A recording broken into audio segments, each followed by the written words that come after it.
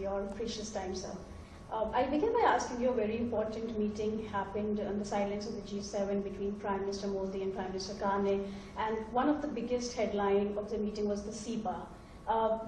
Both the countries have set an ambitious target of concluding CEPA negotiations by the end of this year. In fact, your Prime Minister has also extended an invite to Prime Minister Modi to visit. How realistic is that timeline, sir, and what are your expectations?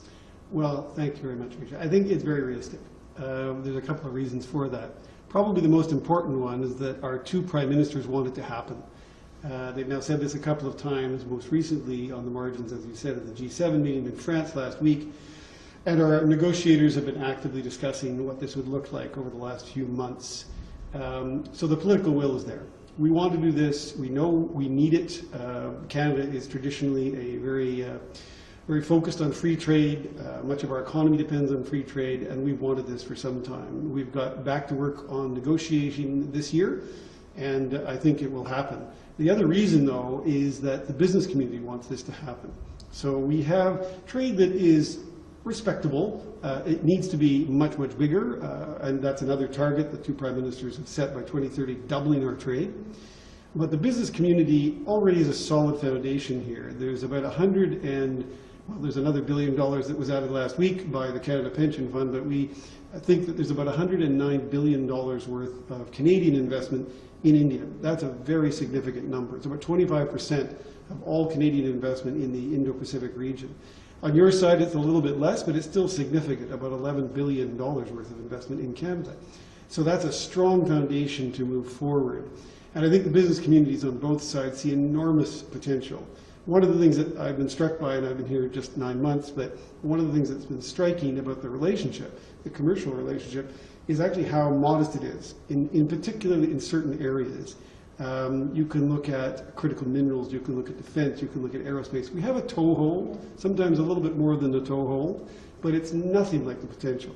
Keep in mind that these two economies are huge in their own way. Of course, India is already the fourth largest, going to be the third largest economy soon. You have an enormous population, the world's largest. Canada does not have that. But while you're the fourth, we're still the number 9. And the 9th biggest economy in the world is a big economy. So it's over $2 trillion. Yours is a bit over $4 trillion. And we're also a world leader in many, many commodities, in many areas of advanced research and so forth. So we are, of course, the second largest economy, largest country by landmass, and we have all kinds of unexploited potential in our commodities there. So the two actually come together in a way that it makes sense for us to have a free trade agreement, which we're calling a comprehensive economic partnership agreement, because it's more than just the old-fashioned two-way trade. We want to have something that's broader. And what it accomplishes for the two sides is, of course, it deals with things like tariffs, which can hinder trade. There's some of that in the agriculture sector. There's a little bit of that in critical minerals as well. It can protect intellectual property as we move to a tighter relationship in advanced manufacturing and research and so forth. But the most important thing it does in many ways is to signal to both business communities, those who are not yet engaged in trade with India or Canada, to signal to those people that we are open for business. And that's a big shift. We've had ups and downs in our relationship, but we've never had a clear signal that that's what we're all about. And as I said, the business community, the businesses that are already active want more. There's a lot of scope for new businesses to come in that have never, ever worked in India. So I think who will benefit from that agreement? Obviously those individual sectors that are subject to tariffs and so on. But I think the people that will benefit will be all of our business community and thereby all of our citizens as well. There's enormous scope here. High Commissioner, we know that Canada